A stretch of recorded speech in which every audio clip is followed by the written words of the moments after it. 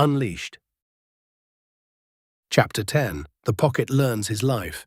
Drew had always hated overtime. Not the extra money, God knew he needed that, but the feeling of being caught in a place too long. Like the building got to learn you, like the walls watched you rub the sleep out of your eyes and decided you were weak. So when he stepped through the pocket door and heard his own voice, his foreman, finally. The new hire wants overtime. Drew's skin prickled. The pocket domain looked the same at first glance. Concrete slab, grey sky, a foggy nothingness where edges should be. His chalk grid was still there, faint white lines crisscrossing the floor like he'd tried to tile the universe and gotten bored halfway through. Then the lines started to change. Not all at once, not with a dramatic flash, just a shift. His chalk snapped into cleaner geometry as if someone had redrawn it with a paint marker, corners sharpened. The grid straightened. His old folding workbench, warped legs and all, settled into the slab like it had found its spot. And a thin strip of yellow appeared along the edge of the floor, right where the fog began. It was the exact shade of caution tape. Drew stared at it, then at the fog beyond. "Did you put up safety lines?" he asked the air. A clipboard-shaped icon blinked into view near his shoulder with the impatience of a man who'd been waiting to yell at you. Domain note: user hazard constant. Mitigation visual cue. Comment: you're welcome. Drew swallowed. "You're not supposed to be helpful." "Don't get used to it," the foreman said. "I'm not helpful. I'm preventing paperwork. There's a difference." Drew dragged a hand over his face, then checked his status. The panel came up with that blunt, warehouse font honesty. User, Drew, level 3, HP 100-100, stamina 100-100, mana 13-13. Attributes STR, 6EN, D7AG, I5WILL, 8PER5. Domain, rank, E-domain. Mana 920 size, 8 meters by 8 meters by 3 meters. Stability, low. Drew's eyes snagged on stability, low, and the line of caution tape. The pocket was learning, not like a person learns, more like a building settles into its foundation. Cracks show, supports creak. A bad pour reveals itself, and if a building could learn, it would learn the language Drew spoke best. Work. He tightened his grip on the metal pipe he'd been using as a baton. It wasn't a weapon so much as a statement. "I have hands, and I can hit things with them." "All right," he muttered. "You said overtime." The UI blinked. Spawn pressure, present. Foreign presence, multiple. Note, try not to scream this time. Drew didn't scream last time. "Okay," he'd yelped. That was different. He stepped toward the fog edge, stopping short of the caution line. The air beyond it looked thicker now, like it had taken his earlier unfinished wall problem personally. The wet spark sound whispered out of the grey. A flick, a hiss, a tiny electrical spite. 2 shadows detached from the fog, skittering low across the concrete. Gutter wisp. ×2. Drew lifted the pipe and backed into the center of his grid, like he was stepping into a ring he'd drawn himself. "Come on," he said, more to his nerves than the monster's. "Let's do this clean." The foreman snorted. He says clean like he's ever done anything clean in his life.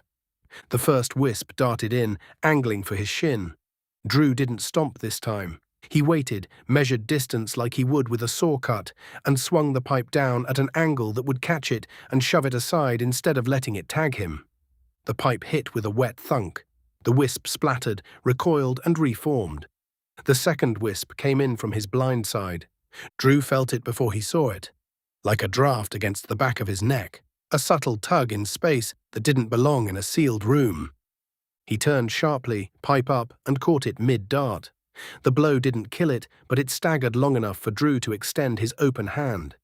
He didn't speak. He didn't chant. He pictured a drywall cut, a clean score, a sharp edge sliding through something that didn't get to argue. A razor-thin black slit opened in the air. Void Spall. The slit kissed the wisp's body, and a wedge of shadow vanished into the void like it had been erased. The wisp shrieked like a radio dying. Drew snapped the slit shut before nausea could grab him by the throat. "Nice," he whispered, breath tight. The foreman sighed like he'd caught Drew smiling. Don't get emotional. It's still a roach. The damaged wisp tried to retreat toward the fog. Drew chased, but not like a panicked man. Like a guy trying not to trip on rebar. He pushed it toward the caution line. The wisp hit the boundary and stuck. Not solidly, but like the pressure there disliked it more than it disliked Drew. Drew planted one foot, raised the pipe, and delivered a final swing that pinned the wisp against the edge. Then he used Void Spall again. Small, controlled, like trimming. A chunk of the wisp disappeared. It collapsed into motes, sucked into the floor as if the slab was thirsty. The second wisp skittered around behind him. Drew spun and nearly threw up on instinct, space sickness sliding up his throat. He forced it down and snapped his will outward again. This time the spall opened half a second sooner, narrower, more precise. The wisp lost its front half and dissolved. The UI chimed like an electronic cash register, ringing up a sale. Kill confirmed ×2. XP gained 26. Domain mana absorbed +6. Mana absorbed +2. Warmth surged through Drew's limbs. Not comfort, not peace. Power. The kind that made his shoulders square on their own and his spine feel less like a hinge that wanted to snap. He exhaled slowly. Then the pocket did something he hadn't expected. The caution line on the floor expanded outward by a few inches, like the domain had breathed and decided it could afford a little more. A faint metallic clang echoed overhead, too distant for a room this small. Drew looked up. The grey sky didn't change, but for a second he thought he saw a rectangle of darker grey, like a ceiling panel. Then it vanished. "Did you hear that?" he asked.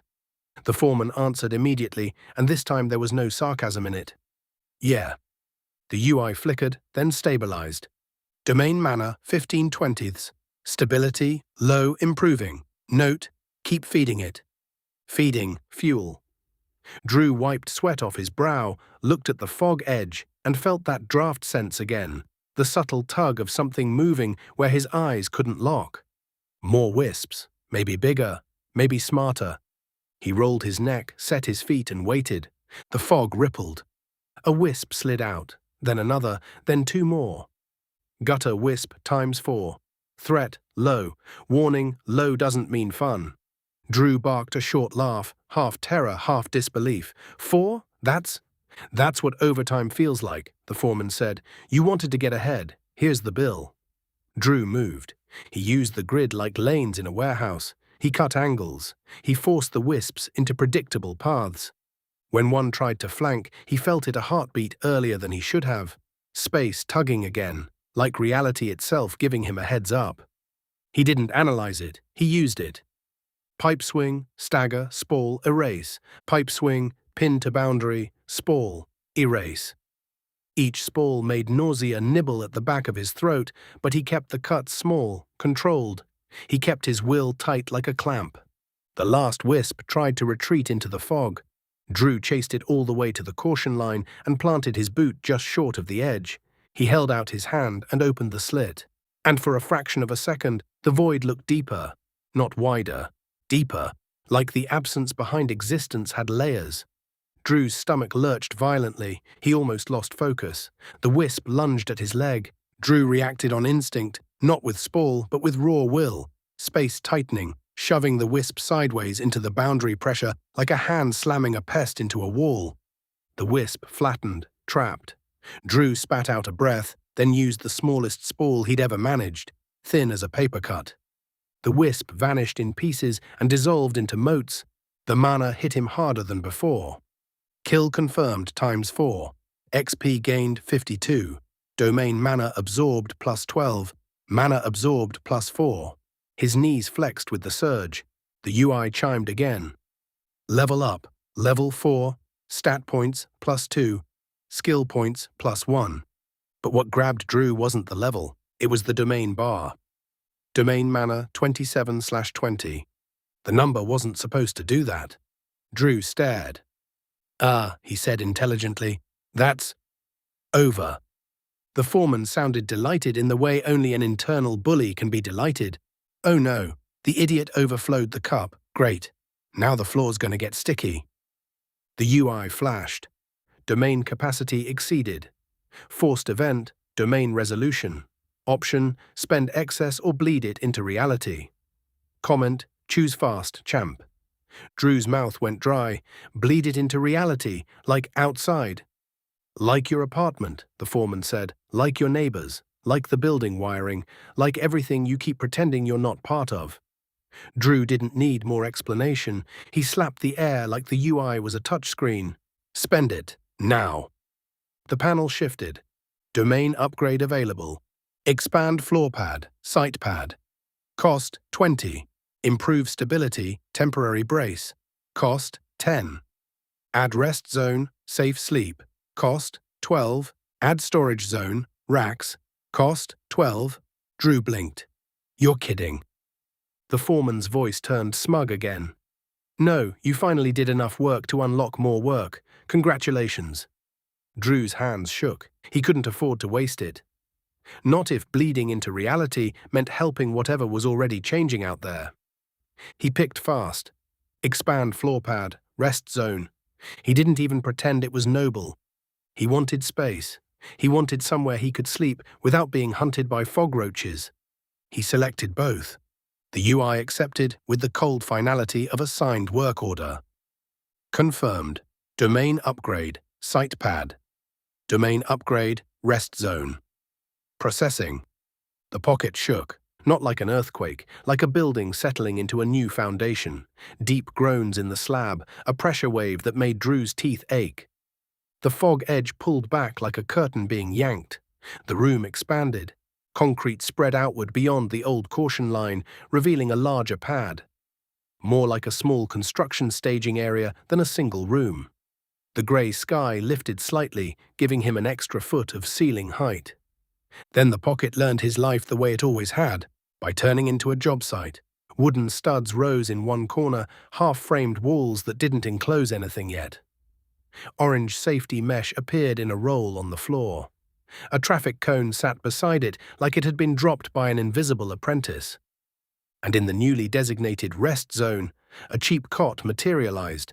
Metal frame, thin mattress, the kind used in disaster shelters. Above it, a faint painted sign appeared on a stud wall. Break area. Drew stared, his throat tightened unexpectedly. He'd asked the pocket for a place to sleep. It had given him the only kind of safe space he understood. A break area on a job site. The foreman's voice softened for half a heartbeat, just enough to sting. Yeah, that tracks. Drew swallowed hard, then forced himself to look away before the emotion got teeth.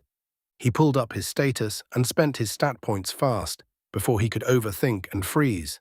Strength, perception, because he was going to need to carry supplies and see danger coming. STR plus Viennas. PER plus Viennas. Then he stared at his skill point. A new option blinked into existence, like the pocket had decided he'd earned the right to notice what was happening. Skill unlock available. Spatial sense, minor, rank F. Field distortions, thin places and local door pressure. Comment, also known as paying attention. Drew snorted despite himself. Fine, he said. Give me the common sense upgrade. Skill unlocked. Spatial sense, rank F. The moment it locked in, Drew's world gained a new layer of sensation. Not sight, not sound. A map behind his eyes. He could feel the edge of his domain like a tensioned fabric. He could feel the door anchor like a knot in that fabric, tied to wherever he'd last entered from. And, faintly, unsettlingly, he could feel something outside.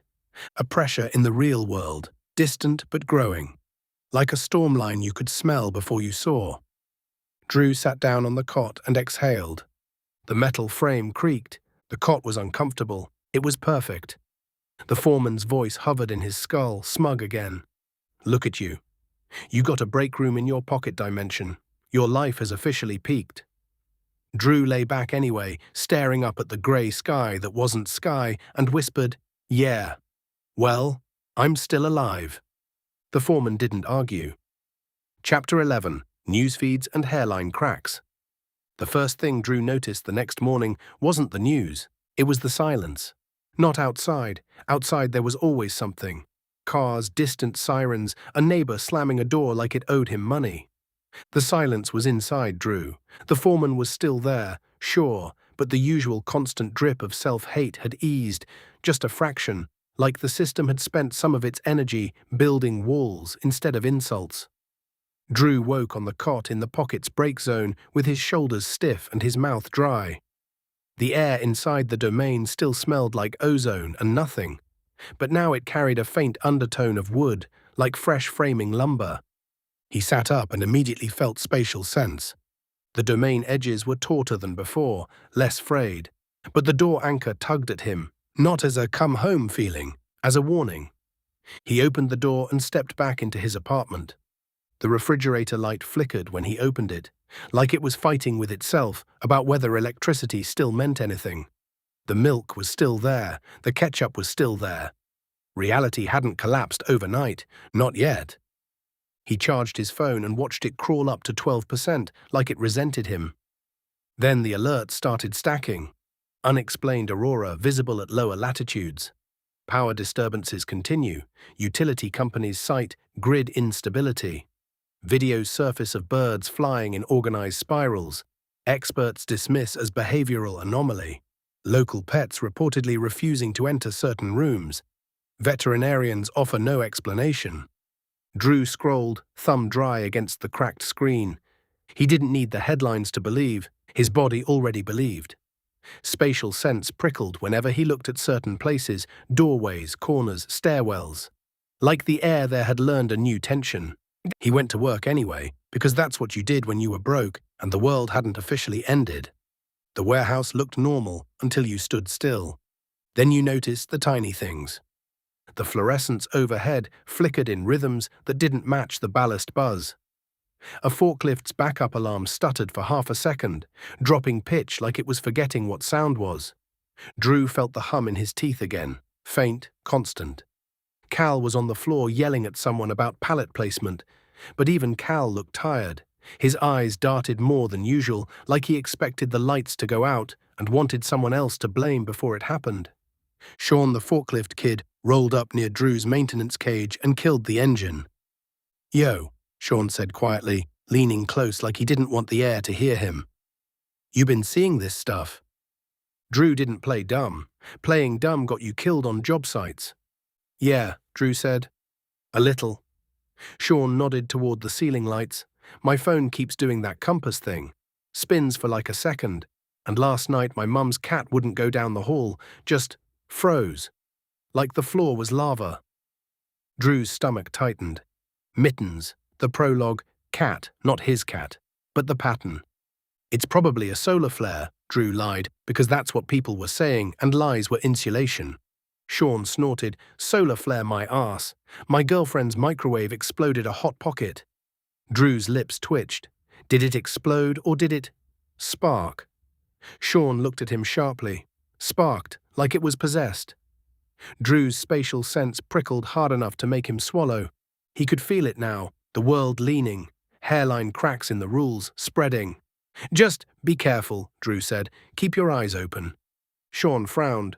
"You got family?" Drew thought of Megan's text, his kid's picture in his wallet, the one he almost never looked at because it hurt. "Yeah," he lied again. Then he corrected it. "Not here." Sean nodded like he understood anyway. "If things get weird, man, you can crash at my place." Drew stared at him. Kindness from a half-asleep forklift kid felt like stepping on a nail. You didn't expect it, and it made your whole body tense. "Thanks," Drew said, voice rough. Sean shrugged, embarrassed. "Just don't tell Cal I offered. He'd charge rent." Cal shouted across the floor, "Harker, you seeing this? Conveyor 3's tripping again." Drew headed over with his tool bag, but spatial sense buzzed the whole way like a static warning. Conveyor 3's motor wasn't overheating, the breaker wasn't bad, the wiring wasn't loose. Yet the control panel kept resetting, like the system couldn't hold on to on long enough to be true. Drew stared at the panel and tasted metal. "Come on," he muttered, and placed his hand on the casing, not to cast a spell, just to feel. The hum in the air thickened for a second. His skin prickled. The panel's backlight flickered, then steadied. Cal blinked at it. "Huh." Drew pulled his hand away quickly, heart hammering. Had he done that? No, that was stupid. He didn't have that kind of control. He was dimensional. Pocket door. Void cut. That was it. But the panel stayed steady.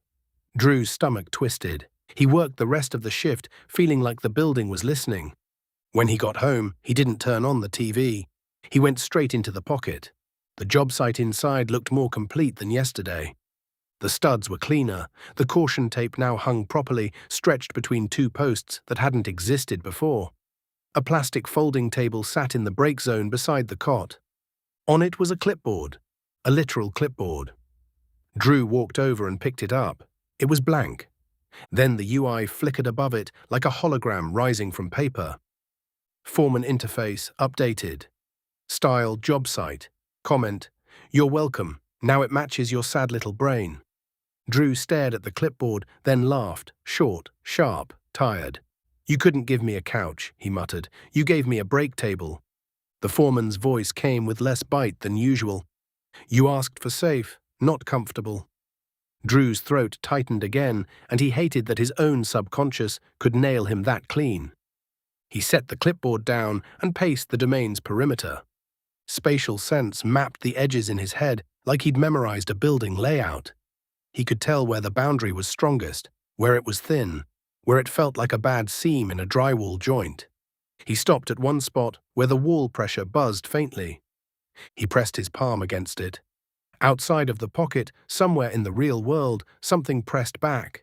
Not physically, conceptually. Drew pulled his hand away, heart racing.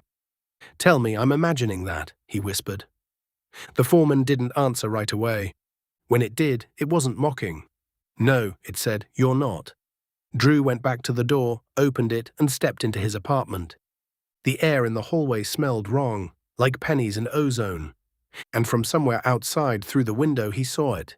A faint blue-white shimmer in the sky. Not a full aurora, just a ghost of one, like the atmosphere was learning new colors. The city looked normal beneath it. Cars still moved. People still walked. Someone laughed somewhere because humans were stubborn and denial was comfortable. But the shimmer stayed, and Drew's tongue tasted metal, hairline cracks spreading. Chapter 12. Stockpiling like a coward. Drew decided to prepare the way he'd always prepared for storms, quietly, without telling anyone, without making a big speech about how he was ready like some action movie. Because in real life, the people who talked the most usually got hurt first. He waited until payday hit. His bank app stuttered loading, and for half a second his balance flashed a number that made no sense, then corrected itself like it had lied and remembered the lie had to be believable. He withdrew cash anyway because he didn't trust the future to respect digital promises. Then he stood in his kitchen, staring at the money in his hand, and felt the weight of guilt. Megan's text sat in his messages like a stone. The rest? He could pay her first. He should. But the metallic taste in the air didn't care about should. The hum didn't care about child support. The world didn't care about Drew's morality. The foreman did. "Oh look," the voice said, smug as a landlord. "He's going to choose between being a dad and being alive. Great day for character development." Drew clenched his jaw. "Shut up." "Make me," the foreman said. "You can't even make your own life work." Drew stared at the money again. Then he did the only thing he could justify. He split it. Half went into an envelope for Megan. The other half went into a list on the back of a junk mail flyer. Water, food, first aid, tools, weapon, light, heat. He didn't write magic apocalypse supplies because he wasn't insane. He just wrote the basics. He started at a grocery store because it was close and because food disappeared first when people got scared. The store looked normal. That was the problem. Normal had started to feel like an act. He grabbed canned beans, rice, peanut butter, crackers, and a case of bottled water. He bought salt because salt was cheap and valuable, and nobody thought about it until it was gone. He bought a manual can opener. He bought bandages and antiseptic from the little pharmacy aisle because he didn't want to deal with the actual pharmacy line and the judgmental looks. At the checkout, the card readers flickered. The cashier frowned and tapped the machine like it was being stubborn on purpose. Drew paid cash without comment. Outside, a kid was filming the sky with his phone, laughing like he'd caught something cool. Drew didn't look up. He loaded the bags into his arms and carried them home like a man moving his own future. At his apartment, he opened the pocket door in his living room and started moving supplies into the domain. Physical storage first. He stacked water cases near the stud wall, like he was building a fortress out of plastic bottles. The pocket accepted the supplies without complaint. The foreman didn't. New objects detected. Comment, he's hoarding, like a raccoon with anxiety. Drew grunted and kept stacking. He brought in a sleeping bag and laid it on the cot, because the cot mattress felt like it had been designed by someone who hated spines. He brought in a cheap tarp and hung it between studs to create a visual barrier, something that felt like privacy even if it was just plastic. He brought in a 5-gallon bucket and filled it with water. Then he paused and stared at the break table. "Do we need a bathroom plan?" he asked, hating himself for being practical. The foreman's voice was immediate. "You're going to poop in a bucket in your magic break room. This is the future you earned." Drew closed his eyes and exhaled slowly. "Yep," he muttered. "That's about right." Next stop was the hardware store. He couldn't afford fancy gear, but he could afford what he understood. Rope, duct tape, zip ties, a crowbar. Real steel, heavy, honest. A hatchet with a fiberglass handle. Work gloves, thicker than his usual ones. Safety goggles.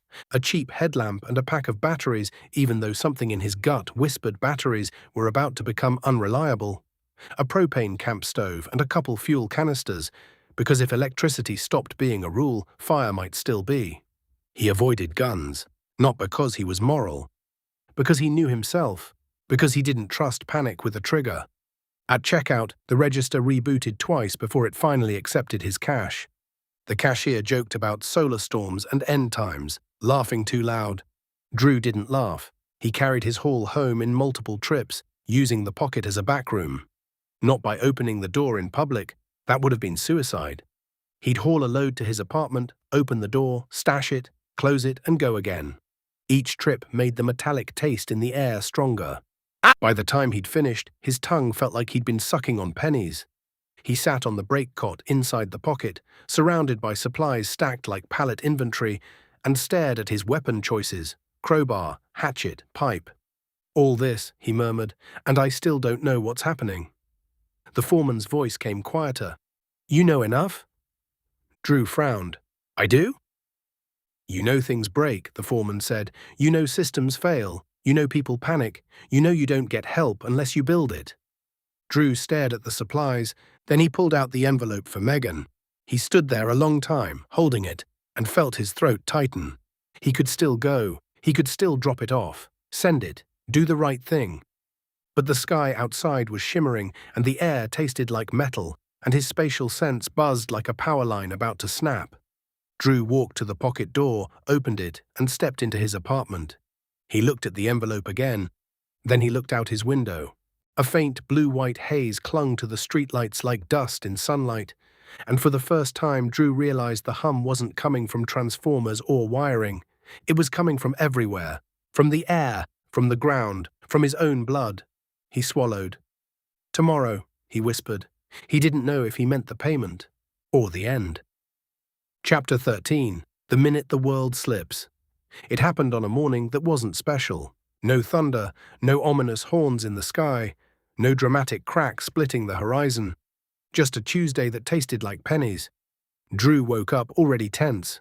Spatial sense was buzzing low level like a warning light that refused to turn off. He checked his phone, no new alerts, but the signal bars flickered between 1 and none, like the device couldn't decide if service was a concept it believed in. He grabbed the envelope for Megan, stuffed it in his jacket, and headed out. If the world was going to fall apart, at least he could do one thing right. The sidewalk was busy. People in hoodies and work clothes, commuters moving like they always did. Heads down, shoulders forward, pretending the future was guaranteed. A man walked past Drew while staring at his phone, muttering about his GPS being stupid again. A dog refused to step off a curb, pulling back on its leash so hard its owner stumbled. Drew's spatial sense prickled at the intersection ahead. The traffic light hung there like a tired eye. Green, yellow, red. Normal rhythm. He breathed out slowly and crossed with the crowd. Halfway through the crosswalk, the air shifted. Not wind, not temperature, a pressure wave that rolled through Drew's bones like someone had hit a giant gong under the city. His vision blurred for a heartbeat. Every hair on his arms rose. The traffic light flickered. Not off. Out of sync. The green light on one side stayed green, while the perpendicular light flipped to green too. Two directions. Go. A horn blared, then another, then a chorus as drivers realized the rules had stopped agreeing with themselves. Someone screamed. Drew turned and saw a sedan punch into the intersection, followed by a delivery van that shouldn't have moved but did. Metal hit metal with a sound like the world snapping its fingers. The impact threw glass like glitter. People scattered. Drew moved without thinking, grabbing a woman by the elbow and yanking her backward as the van skidded sideways, tires screaming. His heart slammed like it wanted out of his ribs. His mouth tasted copper. And above it all, the hum became a roar. Drew looked up. The sky, clear a second ago, shimmered with pale blue-white ripples like heat haze turned inside out. A jet overhead dipped slightly, not in a controlled descent, but in a wobble that made Drew's stomach drop. Then the jet's contrail stopped mid-air, like the exhaust forgot how to exist, and resumed a second later, broken into segments. The crowd froze, staring. Phones came up to film. Phones died. Screens went black in hands all around Drew, like someone had unplugged the world. The woman he'd grabbed stared at her dead phone and whispered, "What the?" Drew's own phone buzzed once, one pathetic vibration, then shut off. Not low battery. Off. The streetlights along the road flickered, stuttered, then came on in a sequence that wasn't electrical. It was like a heartbeat. 1, 2, 3. Pause. 1, 2, 3. Pause. Drew's spatial sense screamed. Something in the air was thickening, saturating. Mana. He didn't know the word yet, but his body did. Inside his pocket, inside his invisible domain, his UI flared to life in his vision like a reflex. Alert. Ambient mana surge detected. Local physics. Unstable. Note. Congrats. The world's on fire. The foreman's voice cut in, sharp. Move, now. You're in a kill zone. Drew didn't argue. He pulled the woman toward the sidewalk, then shoved her behind a mailbox. "Stay down," he barked. She stared at him like he was insane. Maybe he was. Another crash sounded farther down the street. Screams. Glass. A car alarm that started and started again, as if it couldn't decide whether noise was still its job. Drew ducked into an alley, heart pounding so hard it hurt. He pressed his back to the brick and forced his will tight like a clamp. Door, now, the air pinched. The pocket door appeared, plain metal, industrial, wrong in a way nobody would notice if they were panicking hard enough. Drew yanked it open and stepped through. Silence hit him like a blanket. The pocket job site waited, stable enough to breathe in. He slammed the door shut behind him and leaned against the stud wall, shaking. The UI flickered like a foreman waving a clipboard in a fire drill. Status. External reality, failing. Domain stability, holding. Comment, you finally found a use for hiding. Drew swallowed hard, wiped sweat off his face and tried to calm his breathing. Outside, the world was slipping. Inside, he had a break room and a cot and a pile of supplies, and an envelope for his kid that might never leave his pocket again. He sat down hard and stared at his hands. "How bad is it?" he whispered. The foreman's voice was quiet for once. "Bad?" Drew flinched. "That's not—" "It's not specific," the foreman agreed. "Neither is dying." Drew closed his eyes. He stayed inside the pocket for what felt like an hour, maybe 2.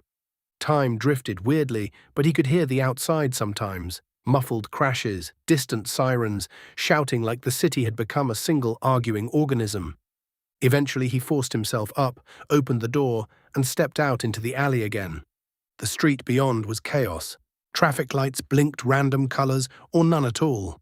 Cars sat dead in lanes, some with engines smoking, others just off, as if the concept of ignition had been revoked.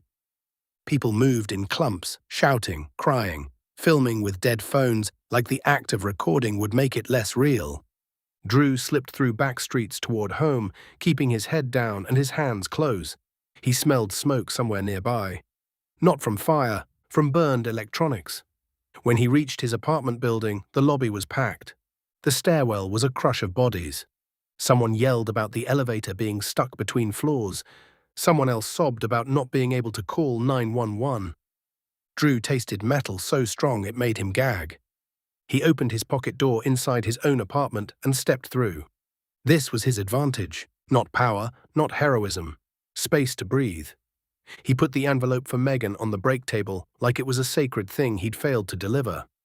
Then he lay on the cot and stared up at the grey sky, listening to the world's distant screaming through the walls of a dimension that didn't care. The foreman hovered in his skull like a hard-hat shadow. "You still thinking about doing the right thing?" it asked, not mocking this time. Drew swallowed. "Yeah." "Good," the foreman said. "Hold on to that. It'll hurt later." Chapter 14. When Physics Forgets Its Job. The next day, Drew learned the worst part of a broken world wasn't the panic. It was the inconsistency. If everything had just stopped working, you could adapt. But when rules failed at random, you couldn't plan.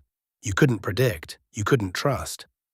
Drew stepped out of the pocket into his apartment kitchen and stared at the microwave like it had offended him personally.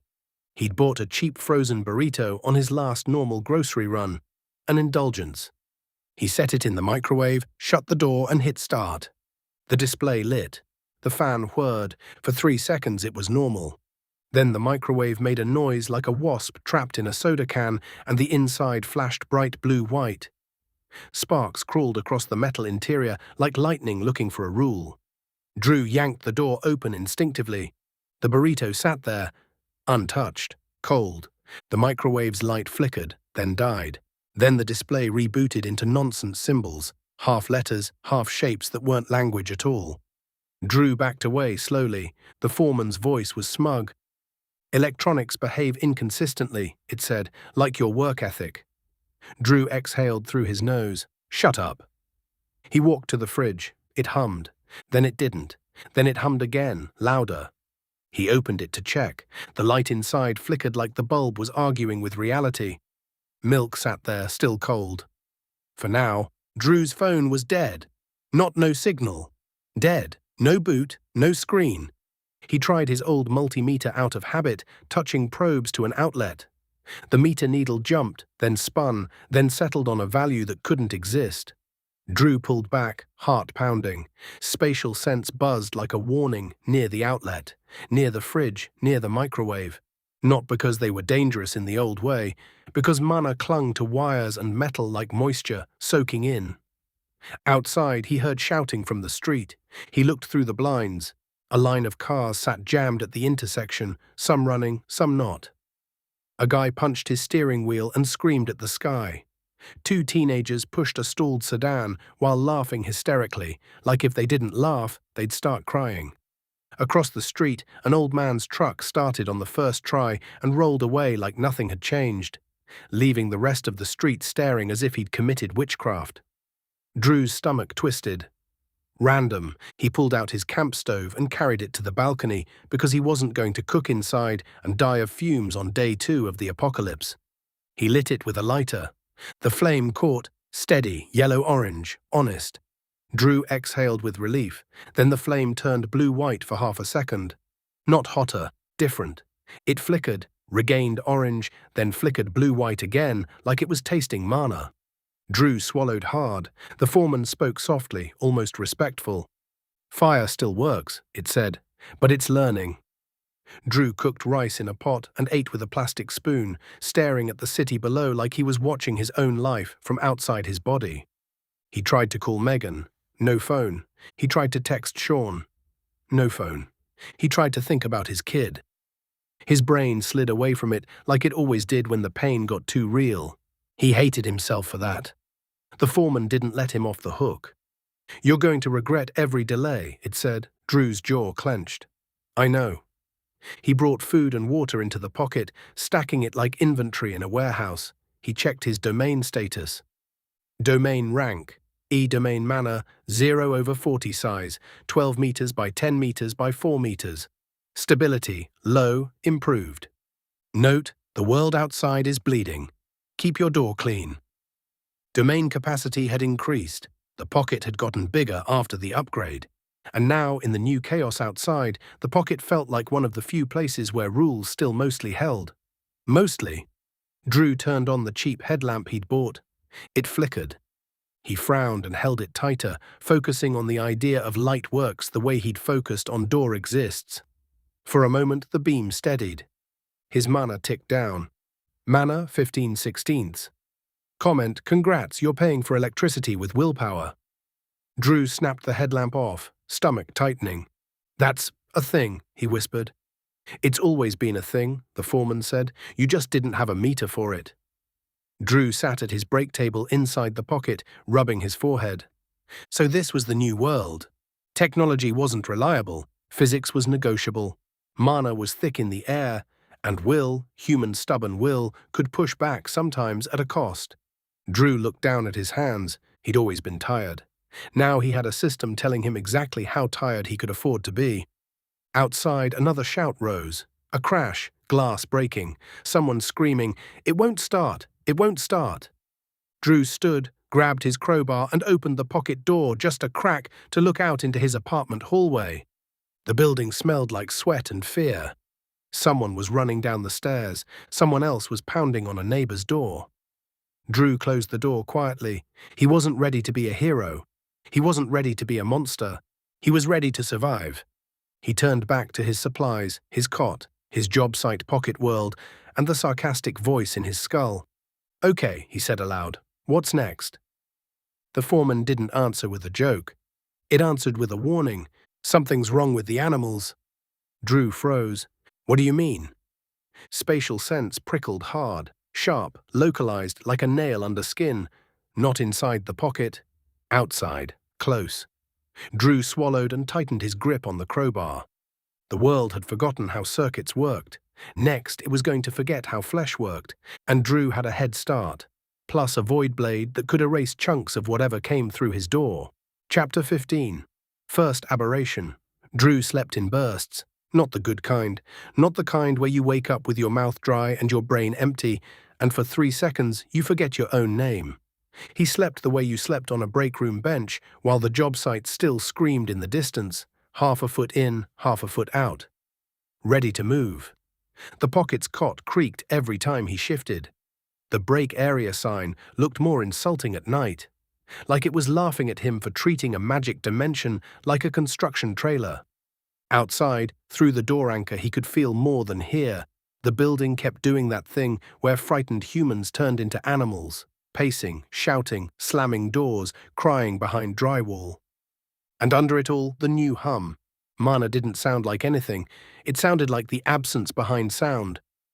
Like the air had gained a new density and every vibration had to push through it. Drew sat up in the pocket and rubbed his face. His spatial sense was buzzing like a warning light. Sharp, close.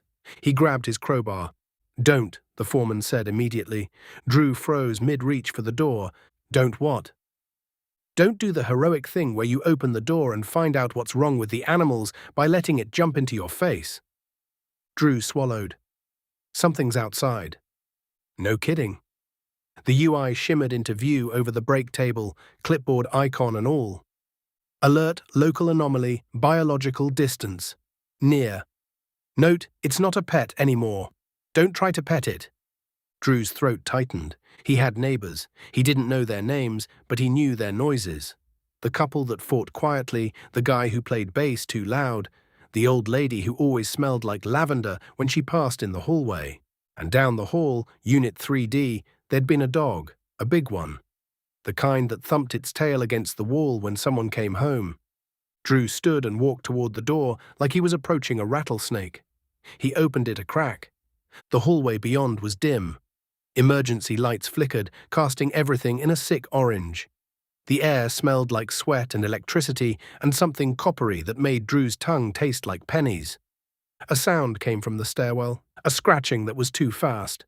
Then a wet click, click, click like nails on tile, except it had a second rhythm under it, like another set of joints moving out of sync. Drew's spatial sense flared. He felt the movement before he saw it, a pressure ripple in the air like something heavy was cutting through the hallway. He eased the door wider. A figure stumbled into view from the stairwell landing. A man in pajama pants, bare feet, eyes wide. He was backing up, hands out like he was trying to keep something away without daring to touch it. "Help?" the man started. Behind him, something stepped into the emergency light. It was a dog. It wasn't a dog. It had the size and the fur and the general shape of one. Blocky shoulders, thick neck, but its legs had too many bends. Not extra legs, extra joints, like someone had taken the concept of knee and repeated it until the limb looked like a folding ladder. Its eyes reflected the emergency light wrong. Not a simple shine. They looked like wet glass marbles with a faint blue-white glow behind them, as if something inside its skull was lit from the wrong side. It opened its mouth, and its jaw did not unhinge like a snake. It creased, like a hinge bending past where it was meant to stop. The man screamed. The sound cracked and broke like his throat couldn't keep up with the panic. The dog thing lunged. Drew moved. Not heroically, not with a plan. With the same reflex he'd used to yank a woman out of a crosswalk in Chapter 13. If you don't move now, someone dies. He threw the pocket door wide. He grabbed the pajama man by the collar and yanked him backward like a sack of cement. The man stumbled through the threshold. The dog thing hit the doorway an instant later, and the world resisted it. Not the door itself. Drew's door wasn't a physical barrier in the usual sense, but the boundary between Drew's domain and everything else tightened like a muscle. The dog thing's snout struck invisible pressure and stopped, teeth snapping inches from Drew's face. Drew's stomach turned. The closeness of those teeth, too many, too sharp, too eager, made his body want to flee. The foreman's voice was a low hiss in his skull. "Close it!" Drew slammed the door shut. The dog thing's snarl cut off mid-note, like someone had muted reality. Silence hit. The pajama man fell backward onto Drew's pocket concrete, scrambling like he expected the floor to bite him too. Where? He stammered, eyes darting around the unfinished job site space, the studs and caution tape and brake table and cot. What is this? Drew's brain screamed, "You brought a stranger inside."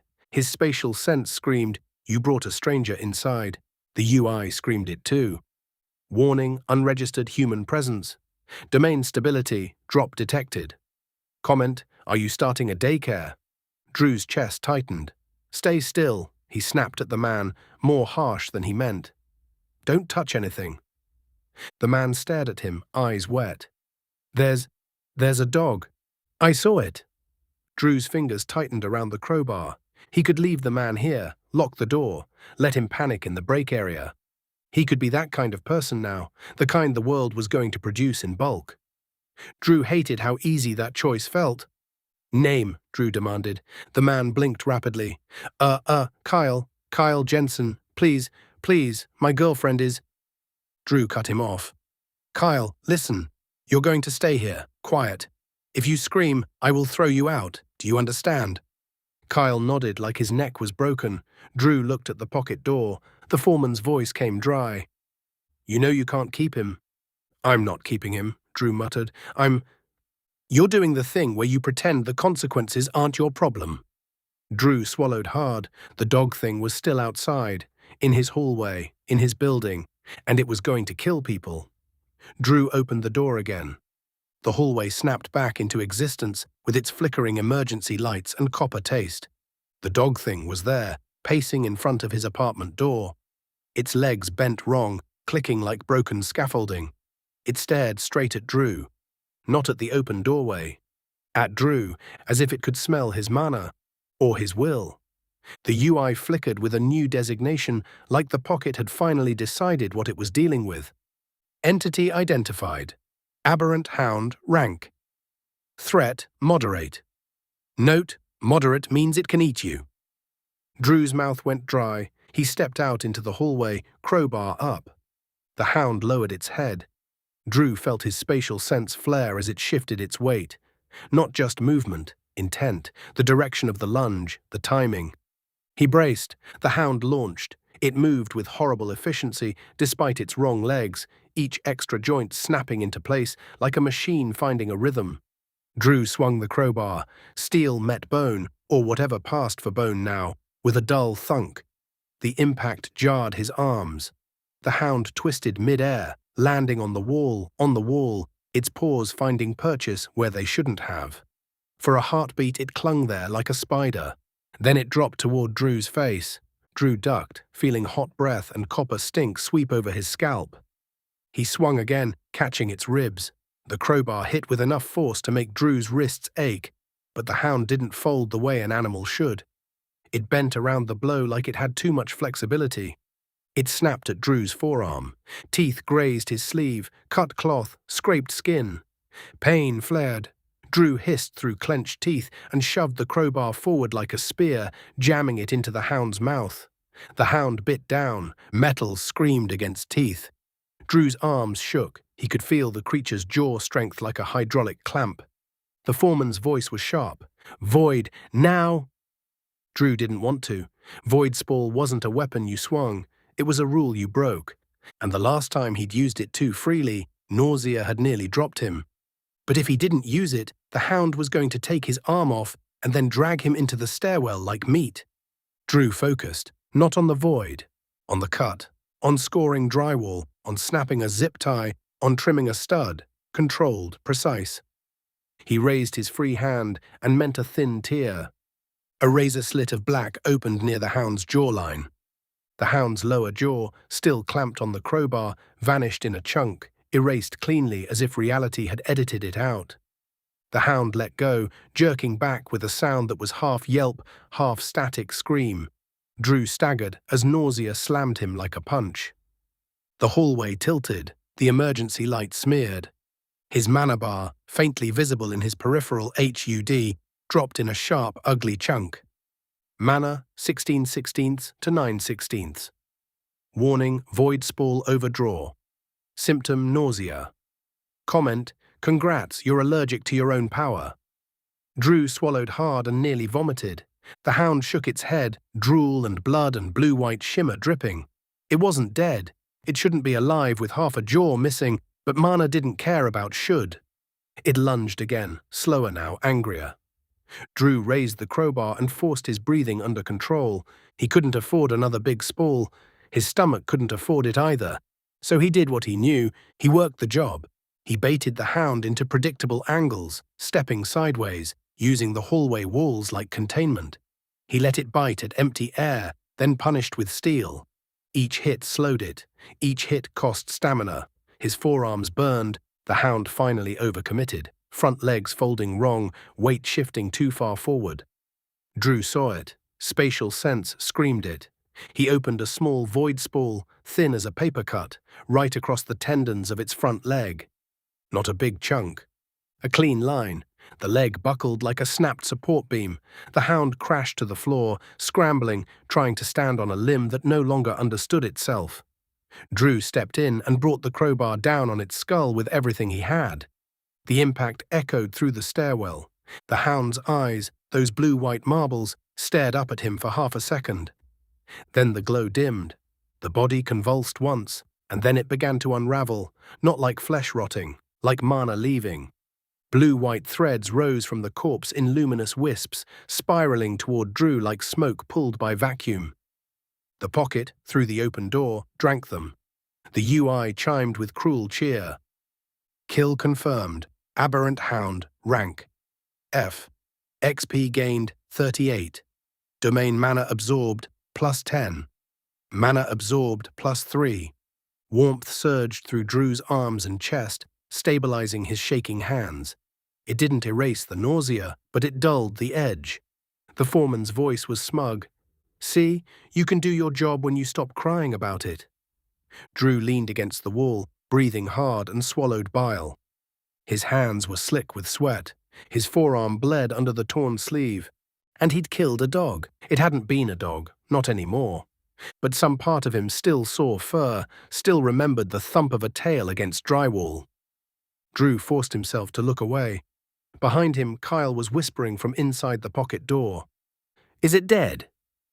Drew stepped backward through the threshold and shut the door hard, cutting off the hallway's copper stink. Silence again. Kyle was standing now, shaking, staring at Drew like Drew was either a savior or a serial killer. Drew ignored the look and checked his HUD. Level up, level 5. Stat points +2, skill points +1. Drew blinked. Level 5. He'd earned more progress in one hallway fight than he had in the last 5 years of overtime. He wasn't sure if that made him hopeful or sick. He looked up at the Foreman UI hovering like a clipboard over his shoulder. Cost, Drew muttered. Void Spall costs a lot. The UI flickered. Void Spall, rank D. Cost, mana plus will. Additional cost, void sickness when overdrawn. Note, don't swing above your pay grade. Drew closed his eyes for a moment and breathed. Then he opened them and looked at Kyle. All right, Drew said, voice rough. Kyle, you said your girlfriend. Kyle nodded rapidly. She's in 3D. She went to check on the dog and then... Drew's stomach clenched. There were more aberrations, more dogs, cats, rats, and people who didn't have doors to hide behind. Drew glanced at the cot, the supplies, the break area. He glanced at Kyle, and he realized something cold. Saving one person was easy. Saving 2 would cost. Saving 3 would cost more. The pocket was a refuge, but it wasn't infinite. The foreman's voice came soft, almost dangerous. So, what's the plan, champ? Drew swallowed. He tightened his grip on the crowbar. First, he said, we learn the rules. Chapter 16, Foreman's Tutorial, Against Everyone's Consent. Drew made Kyle sit on the cot like he was a liability waiting to trip over rebar. Kyle didn't argue. He looked like a man whose body had used up its last spare courage and was now running on terror fumes. Drew cleaned his forearm cut with antiseptic from his stash, hissing at the sting. It wasn't deep, but in a world where bacteria still existed and hospitals might not deep wasn't comforting. The foreman watched with the same tone it used when Drew tightened bolts wrong. You're sloppy. Drew shot the empty air a glare. I'm alive. Barely, and you brought a stranger into your domain. Kyle flinched at the word domain. Domain? Drew ignored him and pulled up the status screens, needing the stability of numbers. User Drew Harker. Level 5. HP 96/100. Stamina 71/100. Mana 12/16. Attributes STR 7END8A GI5W ILL 9PER6. Skills Pocket Domain. Rank Void Spall. Rank D Spatial Sense. Rank F. Domain. Rank a domain. Mana 10/40 size, 12 meters by 10 meters by 4 meters. Stability low, strained. Kyle stared at the floating windows like they were hallucinations. What is that? Drew exhaled slowly. My system. Kyle looked at him. Your what? The foreman cut in before Drew could answer. His coping mechanism, and now yours apparently. Congratulations. Kyle's eyes went wide. I heard that. Drew froze. He turned his head slowly toward the empty air. The foreman's voice sounded faintly offended. Yeah? Drew stared. He can hear you. Kyle swallowed. There's a voice. Drew's stomach tightened. That changed things. The foreman's UI pulsed, and a new alert slid into view like a work order being slapped onto the board. New condition. Guest present. Audit risk. Foreman voice, audible to guest. Note, great. Now people can hear you be pathetic in real time. Drew dragged a hand down his face. Okay, great. Perfect. Kyle looked between Drew and the hovering clipboard UI. Is this like a game? Drew almost laughed. It came out bitter. It's like a job, he said, and the only way to get paid is to survive. The foreman chimed in. He means kill things. Drew snapped. Shut up. Kyle flinched again. Drew sighed and forced himself into the only mode that worked when things spiraled. Problem solving. All right, Drew said, voice low. Tutorial. For me. For him. Because apparently you like having an audience. The foreman perked up like it had been waiting all day. Oh, I've got a tutorial. Against everyone's consent. The UI expanded into multiple panels, clean and brutal. Foreman's tutorial, read or die. Kills to Mana Harvest. MANA to allocation. Allocation to survival. Survival, more kills. Comment, it's a circle, like your bad decisions. Kyle blinked. Kills? Like that dog thing. Like monsters, Drew said, like aberrations, like whatever comes next. Kyle's face went pale. This is insane. Yes, the foreman said, and yet you're still here.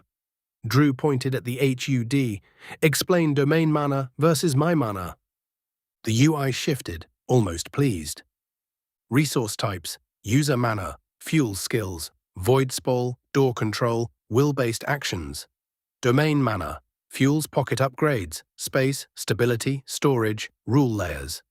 XP, fuels level growth, stats plus skill points. Note, you can't buy food with XP, don't ask. Drew nodded slowly. It fit what he'd felt. Skills drained him directly, upgrades changed the pocket.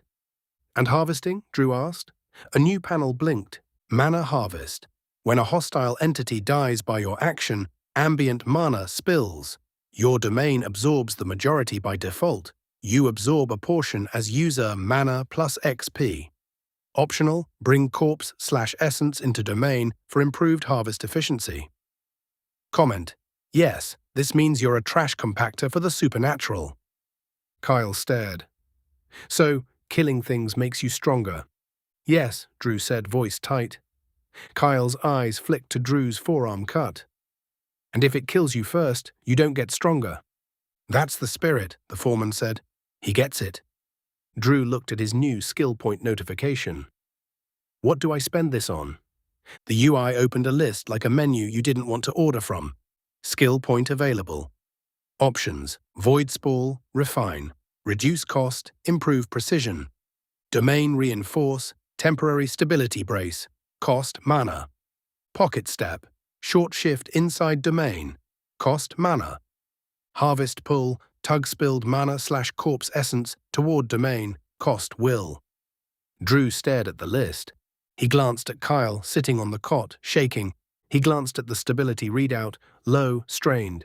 If the pocket collapsed with Kyle inside, his stomach turned. He selected Domain Reinforce. The foreman sighed like Drew had just done something responsible. Gross, he picked the safety option. Skill unlocked. Domain Reinforce, rank F. Brace pocket stability temporarily, reduces drift, increases edge resistance. Cost user mana. Comment, congrats, you bought insurance. Drew immediately felt the difference, subtle but real. The pressure at the domain boundary tightened. The job site studs looked a little less like props and a little more like structure. Kyle exhaled shakily as if the air itself had stopped shaking under him. Drew's mana ticked down by 1, then stabilized. Mana 12/16 to 11/16. Domain stability low, less strained. Kyle stared at the floating text. You just did that? Drew nodded, throat tight. Yeah. Kyle swallowed. So what now? Drew looked at the door anchor. He could feel the hallway outside like a bruise. He could feel other distortions, thin places, farther away, like the building and the world were developing new cracks. He also felt something else, faint but undeniable. The hunger of the pocket. Not emotional hunger, mechanical, a need for fuel. Drew's stomach clenched. He didn't want to become a guy who stacked bodies. But if monsters multiplied, someone was going to stack bodies either way. The only question was whose. He looked at Kyle. You said your girlfriend is in 3D. Kyle nodded rapidly. Her name's Jenna. Drew's jaw tightened. Then we're going to get Jenna, Drew said. Then we're going to get supplies. Kyle blinked. Supplies? Like food. Drew's eyes flicked to his stash. Food, first aid, anything that still works. The foreman's voice was razor dry. And then you're going to start hunting. Because you don't get to hide forever, not when the world's changing rules. Drew didn't answer. He couldn't afford to argue with reality. He only tightened his grip on the crowbar and opened the door. Chapter 17. Loot isn't gold, it's food. Drew learned in the first hours after Manafall that crowds were worse than monsters. Monsters followed rules. Bad rules, warped rules, but rules you could read if you survived long enough to watch them. Crowds followed emotions. And emotions didn't have predictable paths. He and Kyle moved down the hallway toward 3D, with the careful speed of two men walking through a room full of broken glass. Drew led, crowbar ready, spatial sense mapping the air. Every apartment door they passed was either shut tight or hanging open like a missing tooth. Somewhere below, someone was screaming, a long, raw sound that stopped abruptly. Kyle made a choking noise. Drew didn't let himself react. Reacting got you killed. They reached Unit 3D. The door was cracked open. A thin smear of blood marked the edge like someone had dragged a hand along it. Kyle whispered, "Jenna?" No answer. Drew felt the pressure in his chest tighten. Spatial sense flared, pointing his attention toward the dark gap behind the door. Something moved inside. Not big, not heavy, fast. "Back," Drew hissed. Kyle stumbled backward. Drew kicked the door open. Inside, the apartment was a mess. Furniture overturned, a lamp smashed, curtains half ripped down. Jenna was on the floor near the kitchen, holding a knife with both hands, like she'd been trying to convince herself it was enough. She looked up, eyes wild. "Get out!" she screamed. "It's in here." Drew saw it. Not a dog, not as big as the hound. A cat. Or what used to be a cat. It moved along the ceiling corner, claws dug into drywall as if gravity was optional. Its spine bent wrong, too flexible, head twitching like it was listening to something Drew couldn't hear. Its eyes flashed blue-white. Entity identified, aberrant cat, rank F. Threat, low-moderate. Comment, "You're really collecting pets today." Drew didn't use Void Spall immediately. He could, but it would cost, and he needed to save mana for the walk back and the possibility of worse. Instead, he did what he knew. He threw his crowbar at the creature, not to kill it, just to knock it down. Steel hit ceiling with a clang. The cat thing flinched, lost grip, and fell. Jenna screamed. Drew lunged, grabbed a chair, and slammed it down over the cat like a trap. The creature shrieked, scraping, trying to twist out. Drew shoved the chair legs into the floor, pinning it with brute strength, then opened a tiny void spall under the chair, small, controlled, like trimming a zip tie. A sliver of the cat vanished. The creature convulsed, then dissolved into blue-white motes that streamed toward Drew's pocket door like smoke pulled by a vent. Kill confirmed. XP gained, 21.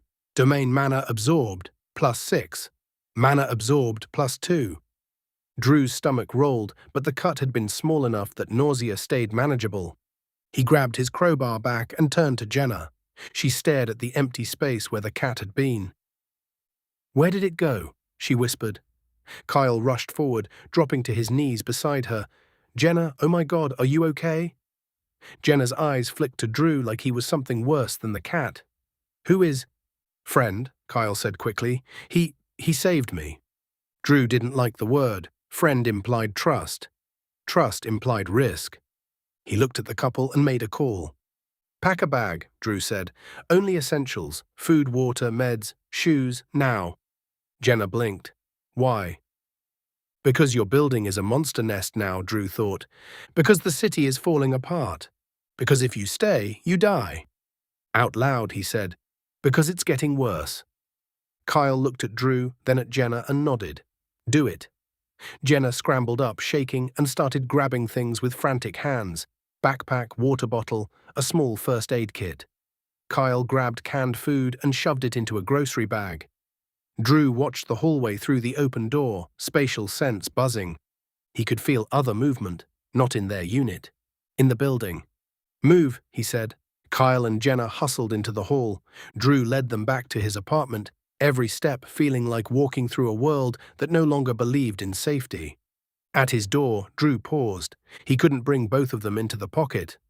Not yet, not without tearing stability apart, and he needed to go out and raid supplies. If he dragged a couple with him, he'd be slower. He'd be responsible. The foreman's voice was immediate. "You're thinking it, don't." Drew clenched his jaw. "I'm not." "You are. You're thinking you can't afford morality anymore. That's how you become the thing you're afraid of." Drew swallowed. He looked at Kyle and Jenna, trembling in the hallway light. "I can't take you both," Drew said, blunt. "Not where I'm going." Kyle's face went pale. "Where are you going?" Drew's eyes flicked toward the street, toward the distant noise of chaos. Store, pharmacy, anywhere that still has food and meds. Jenna hugged herself. That's dangerous. Yes. Kyle's eyes sharpened. Then we come with you. Drew shook his head. No, you stay here. Lock in.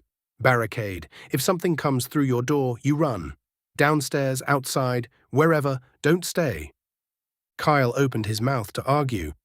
And then the building shook. Not physically, not like an earthquake, like a pressure wave rolling through the air. The emergency lights flickered. Jenna screamed. Drew's spatial sense spiked so hard it felt like a migraine. Something had changed. Something outside, somewhere in the city, had surged. The foreman's UI flashed. Ambient mana increasing. Risk mutation spike. Comment, great, the world just did a push-up. Drew didn't give Kyle time to argue. Stay, Drew repeated, or you die. Kyle stared at him, then nodded once, jaw clenched.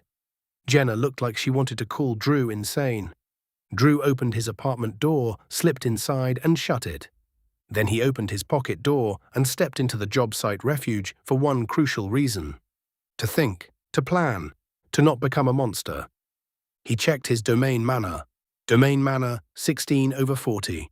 Not enough for big upgrades, enough for small braces. He pulled up inventory.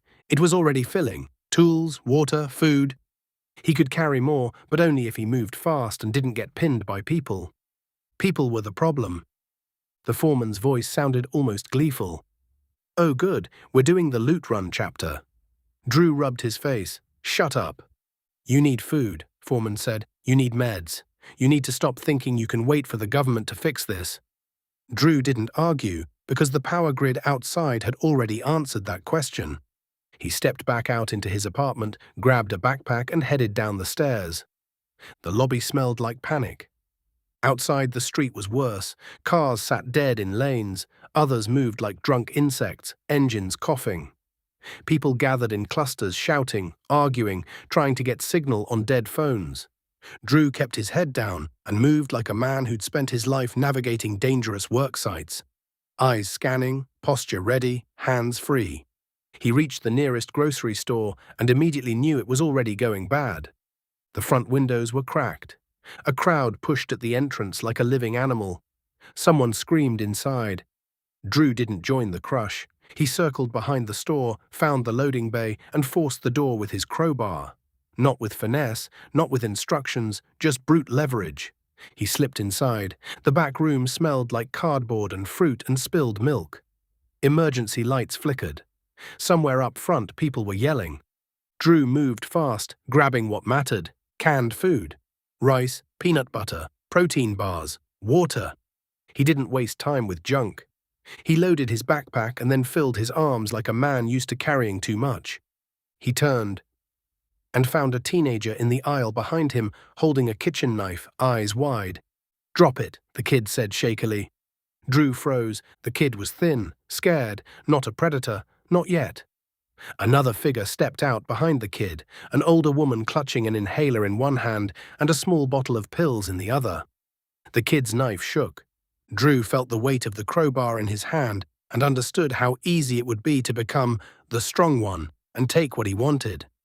The foreman's voice was quiet. This is the moment, Drew. Who are you when nobody can stop you? Drew swallowed. He lowered the crowbar. I'm not here for you, Drew said. I'm here for food. The kid's eyes flicked to Drew's loaded arms.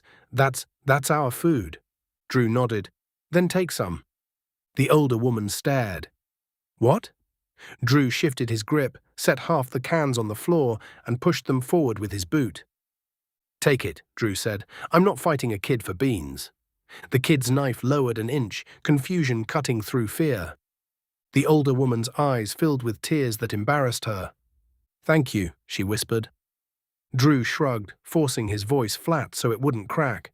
Get out the back. Don't go through the front. The kid stared at him like Drew was lying. Drew met his eyes. I'm serious, Drew said. Go.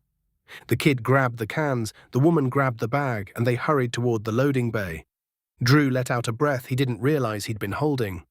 The foreman sounded annoyed. Great, you did charity. Feeling warm inside? Drew hefted his pack. Shut up.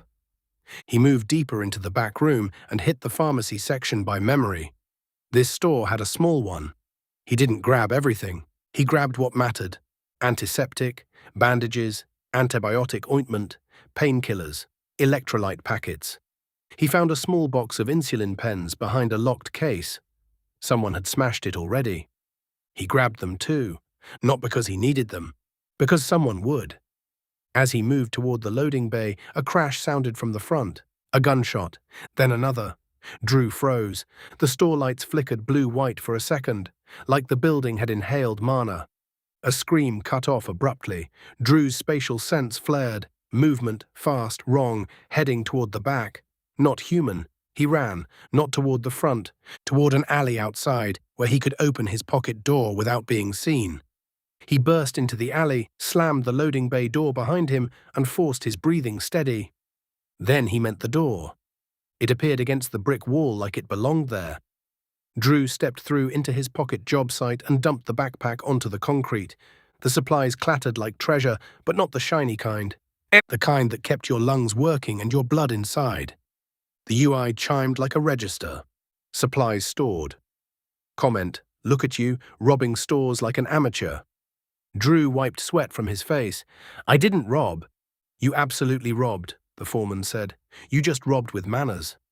Drew didn't have time to argue, because outside the alley the city kept screaming. And Drew knew with cold certainty that the next time he went out, it wouldn't just be looters. It would be something worse. Chapter 18. A superhuman saves a bus. Wrong. Drew went out again because he couldn't stop. Stopping meant waiting. Waiting meant hoping, and hope was a luxury he'd never been able to afford. He moved along side streets, avoiding crowds, using spatial sense to read the air. Thin places felt like pressure bruises.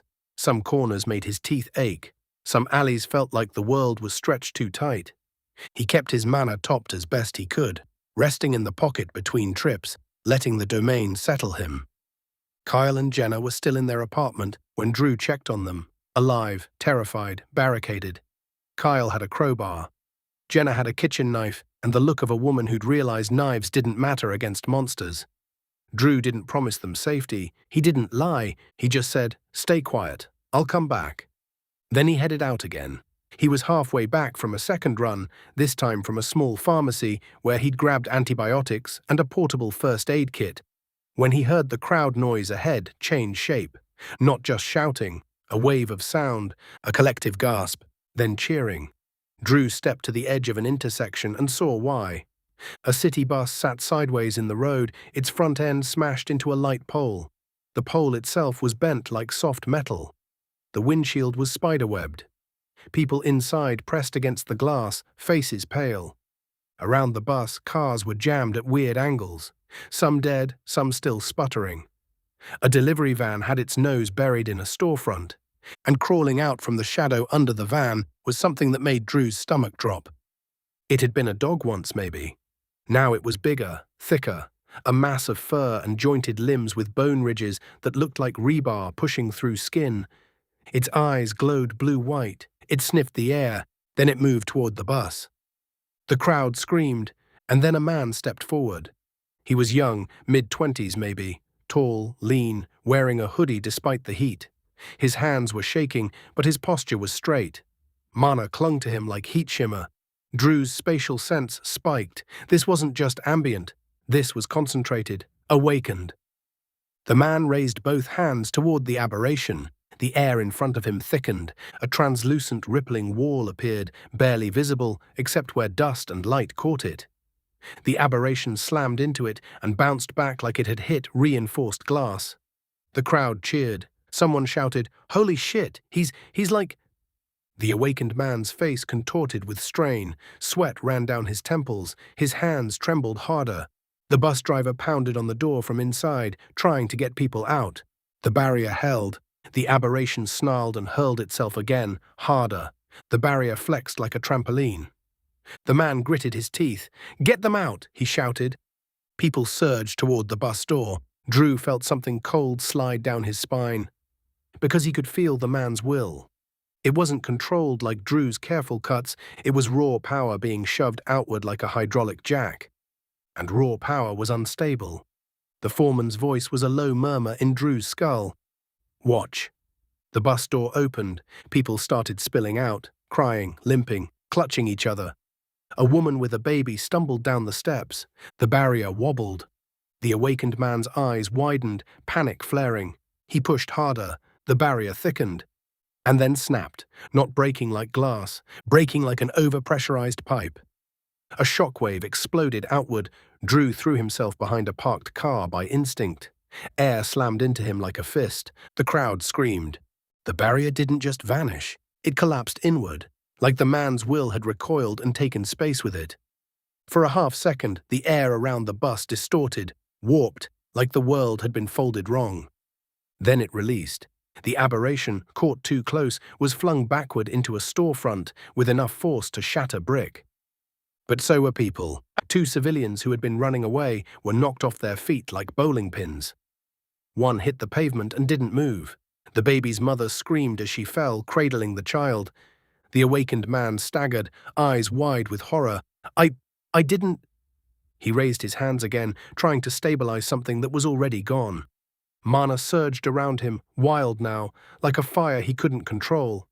The aberration rose from the wreckage, bleeding blue-white shimmer from cracks in its hide. It charged. The man screamed and threw up another barrier.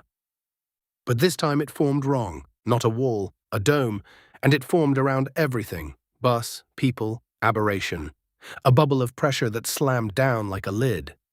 The crowd outside screamed as they watched helplessly through the distortion.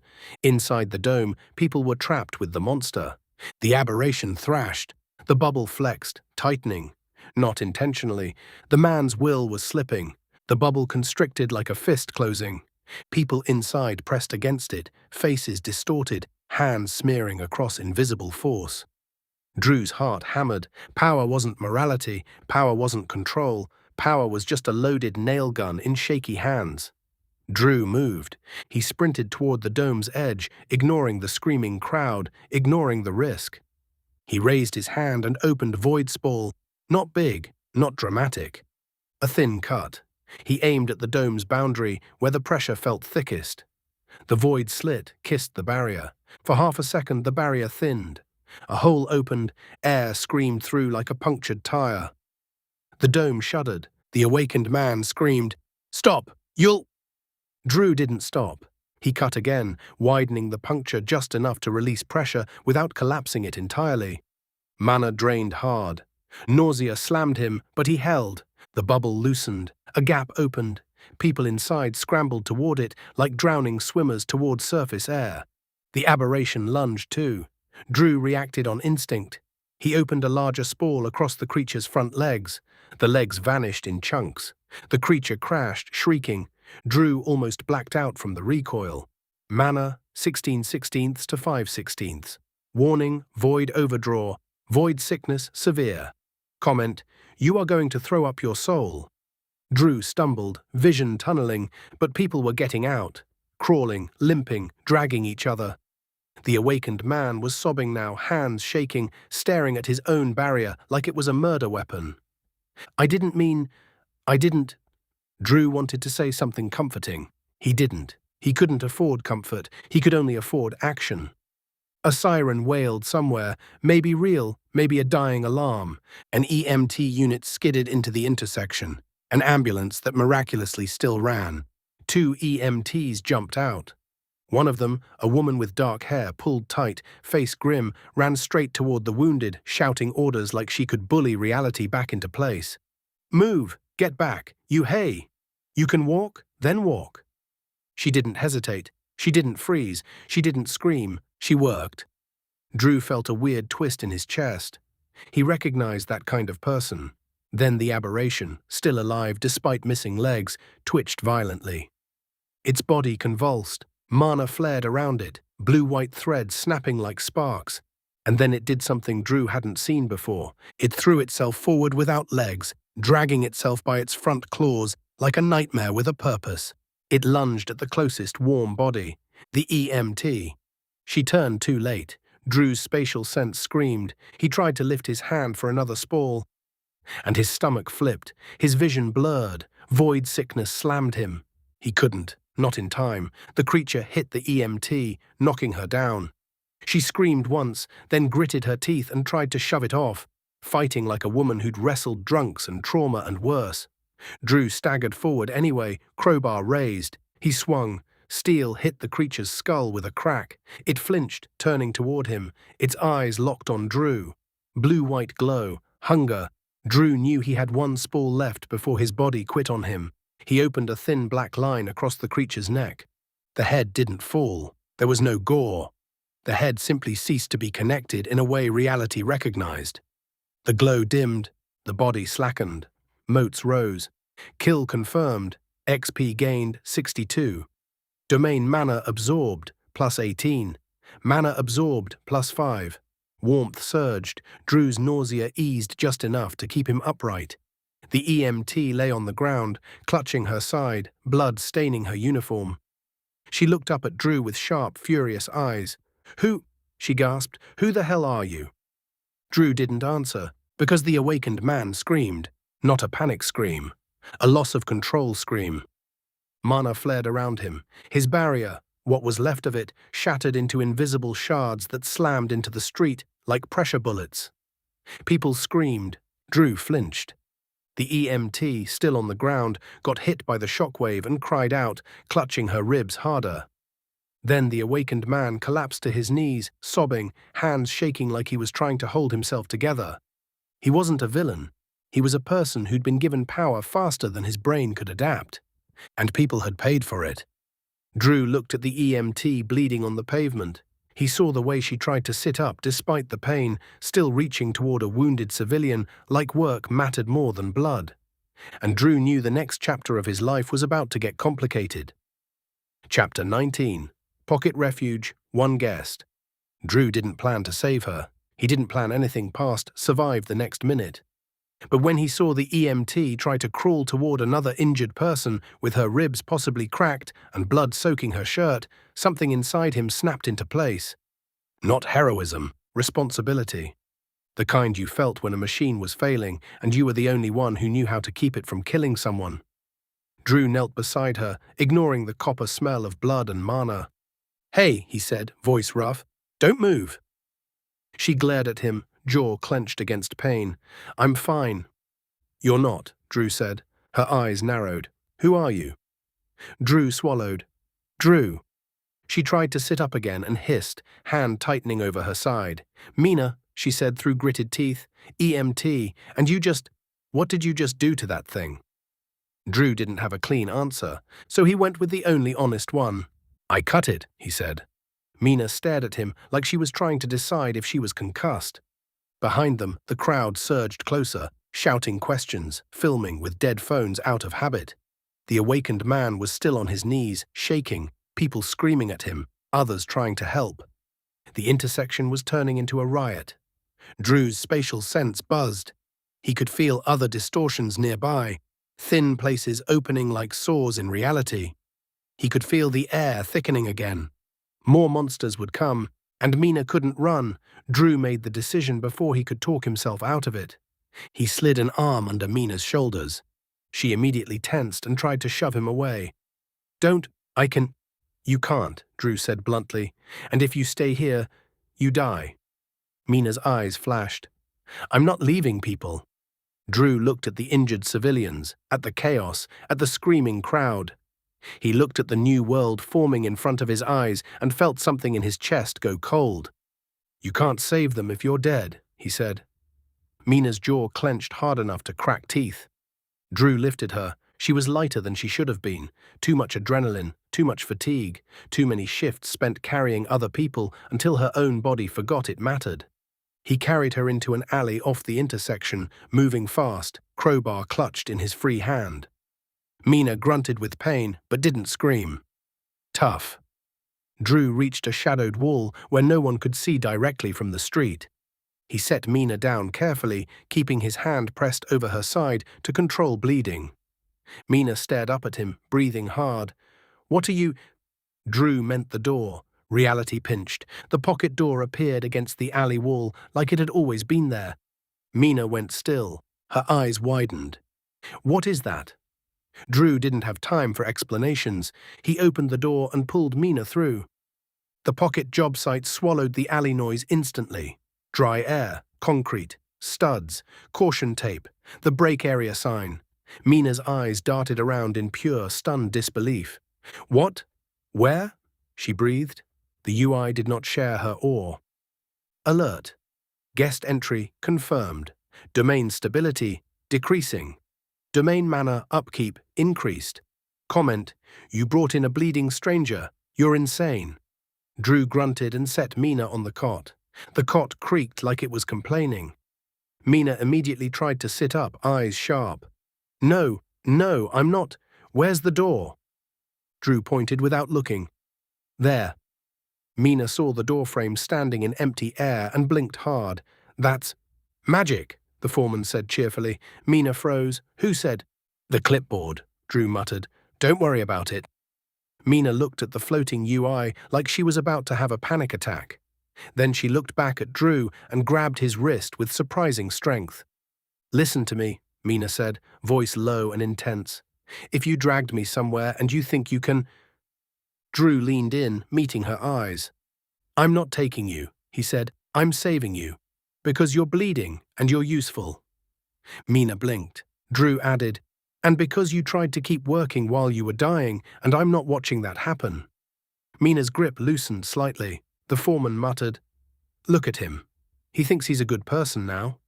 Drew ignored it and reached into his supplies, first aid kit, antiseptic, bandages. Mina's eyes flicked to the organized stacks, like she couldn't help noticing. You prepared. Drew didn't answer. He peeled Mina's uniform shirt carefully, revealing a deep bruise across her ribs and a gash along her side where something, claw, debris, pressure shard, had cut her. She hissed sharply. Drew cleaned the wound with antiseptic. Mina's breathing went tight. You're not a medic. No, Drew said, I'm maintenance. The foreman's voice added, he's also bad at feelings. Mina stared at the empty air. I can hear that. Drew's cheeks flushed. Yeah, sorry. Mina gritted her teeth. I've been yelled at by surgeons. I can handle a floating hard hat. Clipboard, foreman corrected. Show some respect. Drew pressed gauze to the wound and wrapped it with tape and bandage, doing the best he could. Not perfect, but enough to stop bleeding. Then he checked the UI again. Domain stability, low, critical drift risk, domain. Mana, 34 out of 40. Upkeep, +2 per hour, guessed. Drew's stomach tightened. Critical drift risk. He could feel it too, the domain edges trembling slightly like a building under wind load. The pocket didn't want extra humans. Not yet. Drew clenched his jaw. He activated domain reinforce. A pressure wave rolled through the pocket. The studs felt more real. The cot steadied. The fog edge stopped creeping closer. Mana 10/16 to 8/16. Domain stability low braced. Comment, great, now you're paying rent for 2. Mina watched the air shimmer. You're holding this together. Drew nodded, throat tight. Yeah. Mina's eyes sharpened. So what happens if you can't? Drew didn't lie. It collapses, he said. Or it throws you out. Or it throws me out. I don't know yet. Mina's face went pale, but she didn't panic. She just nodded once, absorbing it like another bad fact on a bad shift. Okay, she said, then we keep you from running out of juice. Drew blinked at her. Mina pointed weakly toward his stacks of supplies. You've got food, water, first aid. You're not stupid. You're organized. Drew almost laughed at the compliment because it felt unreal. Mina continued, voice rough. You pulled me out of that intersection. You cut that thing apart without a gun. You have… something. Drew's jaw clenched. It costs. Mina nodded. Everything costs. The foreman's voice was quieter than usual. She's not wrong. Drew glanced at Mina, then at the door anchor he could feel tugging toward the alley outside. He'd just made his world bigger, not by expanding the pocket, by adding another life. And that meant he couldn't just hide anymore. He had to hunt. He had to get stronger. Because now, if he failed, someone else paid too. Mina lay back on the cot, breathing shallowly, eyes half closed. "Don't leave me," she said, voice low, like it cost her pride to say it. Drew swallowed. "I won't," he said. The foreman's UI flickered once, like a clipboard being slapped shut. New objective: keep the guest alive. Comment: "Congrats, you just hired a responsibility." Drew sat down on the break table's edge, crowbar across his knees, and stared out at the grey, unfinished sky of his pocket world. Outside, the city was learning new rules. Inside, Drew had a cot, a bleeding EMT, and a sarcastic system that sounded exactly like every bad thing he'd ever believed about himself. And he was going to have to prove it wrong. One kill, one harvest, one upgrade at a time. Thanks for watching Echo Forge. If this story resonated with you, leave a comment, hit like, and subscribe so the next tale finds you. Share this with someone who loves dark fantasy or twisted sci-fi, and I'll see you in the next world.